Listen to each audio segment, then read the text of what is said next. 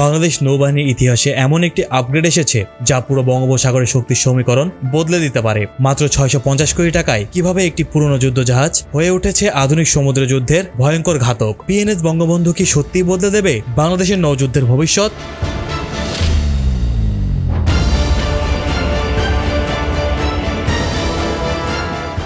বাংলাদেশ নৌবাহিনীর ইতিহাসে পিএনএস খালেদ বিন ওয়ালিদ, যা বর্তমানে পিএনএস বঙ্গবন্ধু, এটি কেবল একটি নাম নয়, বরং এটি আধুনিক নৌ প্রতিরক্ষায় বাংলাদেশের সক্ষমতার প্রথম শক্তিশালী পদচিহ্ন। 2001 সালে দক্ষিণ কোরিয়ার উলসান ক্লাস ডিজাইনে নির্মিত এই ফ্রিগেটটি যখন কমিশন করা হয়, তখন থেকে এটি বঙ্গোপসাগরে আমাদের সার্বভৌমত্বের প্রতীক হয়ে দাঁড়িয়ে আছে। দীর্ঘ 2 দশক পর তুরস্কের সাথে 650 কোটি টাকার এই আধুনিকায়ন চুক্তিটি মূলত এই রণতরীকে একটি নতুন জীবন এবং আধুনিক সামরাস্ত্রের অপ্রতিরোধ্য শক্তি প্রদান করতে যাচ্ছে।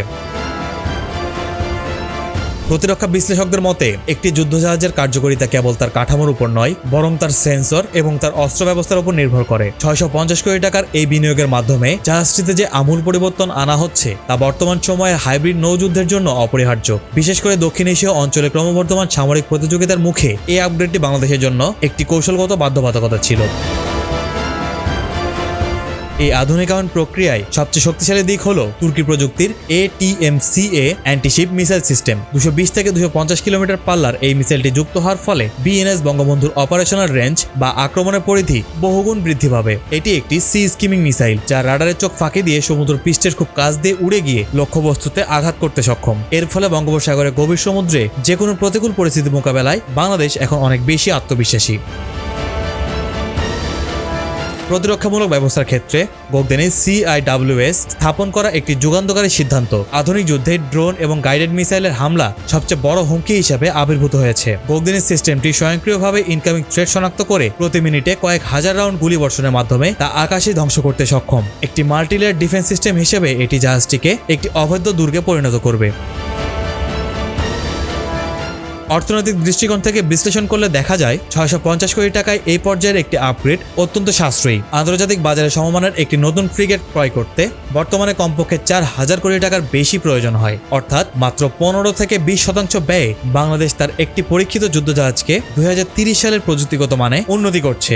এটি মূলত সীমিত সম্পদের মাধ্যমে সর্বোচ্চ সামরিক আউটপুট নিশ্চিত করার একটি চমৎকার উদাহরণ। তুরস্কের আশফাদ বা হেবেলসানের মতো প্রতিষ্ঠানগুলো এখন গ্লোবাল স্ট্যান্ডার্ডে অস্ত্র উৎপাদন করছে। ন্যাটোর প্রযুক্তিগত জ্ঞান এবং তুর্কিদের উদ্ভাবনী শক্তির সংমিশ্রণে তৈরি এই সিস্টেমগুলো বাংলাদেশের ফোর্সেস গোল 2030 অর্জনে সহায়ক ভূমিকা পালন করবে। এটি কেবল সরঞ্জাম কেনা নয়, বরং দীর্ঘমেয়াদী রক্ষণাবেক্ষণ এবং প্রযুক্তি হস্তান্তরের একটি সুযোগ। আর তুরস্কের সাথে এই সহযোগিতা বাংলাদেশের প্রতিরক্ষা কূটনীতিতেও একটি নতুন মোড়। বঙ্গোপসাগরের প্রতিবেশী দেশগুলোর নৌশক্তির দ্রুত বিকাশ ঘটছে।